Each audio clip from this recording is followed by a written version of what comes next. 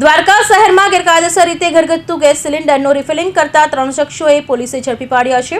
Police સ્થળ પરથી કુલ 3,48,300નો મુદ્દામાલ જપ્ત કર્યો છે। ત્યાં મોટી સંખ્યામાં ગેસ સિલિન્ડર અને રિફિલિંગનો સાધનોનો સમાવેશ થાય છે।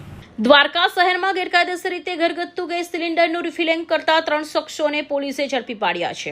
નાયબ પોલીસ અધિક્ષક સાગર રાઠોડના માર્ગદર્શન હેઠળ પીઆઈ એલ અરસિયા અને સ્થાનિક પોલીસ મથકના સર્વેલન્સ સ્ટાફ દ્વારા પેટ્રોલિંગ દરમિયાન આ કાર્યવાહી કરવામાં આવી હતી। પીએસઆઈ એનએસ ગોહિલ અને તેમની ટીમ રૂપણે બંદર વિસ્તારમાં શંકાસ્પદ ગતિવિધિ જોઈ તપાસ હાથ ધરી હતી। તપાસ દરમિયાન 3 શખ્સોએ જાહેરમાં કોઈ પણ સલામતીના સાધનો વગર ભરેલા સિલિન્ડરમાંથી ખાલી સિલિન્ડરના ગેસ ભરવાનું જોખમી કામ કરતા રંગે હાથે ઝડપાયા હતા। આ મામલે પોલીસે ત્રણેય આરોપીઓ સામે બીએનએસની કલમ 287 તેમજ વિસ્ફોટક અધિનિયમ અને આવશ્યક ચીજવસ્તુ અધિનિયમ હેઠળ ગુનો નોંધી વધુ તપાસ હાથ ધરી છે।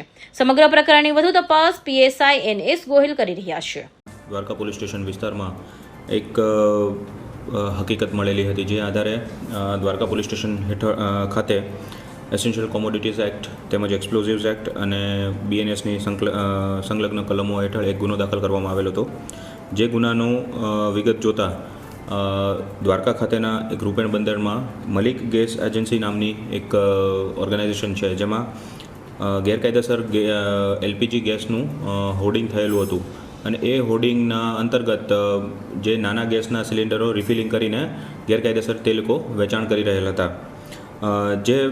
જે બાતમી મળતા દ્વારકા પોલીસ સ્ટેશન ખાતે ગુનો નોંધવામાં આવેલો છે, તેમજ તેની તપાસ હાથ ધરવામાં આવેલી છે। પકડાયેલા આરોપીમાં રૂપેણ બંદરના સહાદ હુસેન, અલ્ફાત હુસેન, મલિક મોહમ્મદ, મોહદ્દીન રહીમ શેખ અને નઝીર રહીમ શેખનો સમાવેશ થાય છે। સહાદોદ હુસેન મલિક ગેસ એજન્સી નામે ગેસ એજન્સી અને ગેસ ચૂલા રિપેરિંગનું કામ કરે છે, જ્યારે અન્ય 2 તેની એજન્સીમાં કામ કરે છે। આરોપીઓ દ્વારા જાહેર સ્થળે બેદરકારીપૂર્વક ગેસ સિલિન્ડરનું રિફિલિંગ કરાતું હોવાથી આગ લાગવાથી અથવા વિસ્ફોટ જેવી ગંભીર ઘટના સર્જવાની શક્યતા હતી, જેનાથી આસપાસના લોકોને જાનમાલને પણ જોખમ ઊભું થયું હતું। પોલીસ સ્થળ પરથી જુદી જુદી કંપનીના કુલ 202 ખાલી અને ભરેલા gas cylinder, 4 electric motor, wire pipe, regular અને વજન કાંટો સહિતના સાધનો કબજે કર્યા છે। જપ્ત કરાયેલા સમગ્ર મુદ્દામાલની કિંમત 3,48,300 આપવામાં આવી છે। કૌશિક પટેલનો report, Hind TV news, Surat.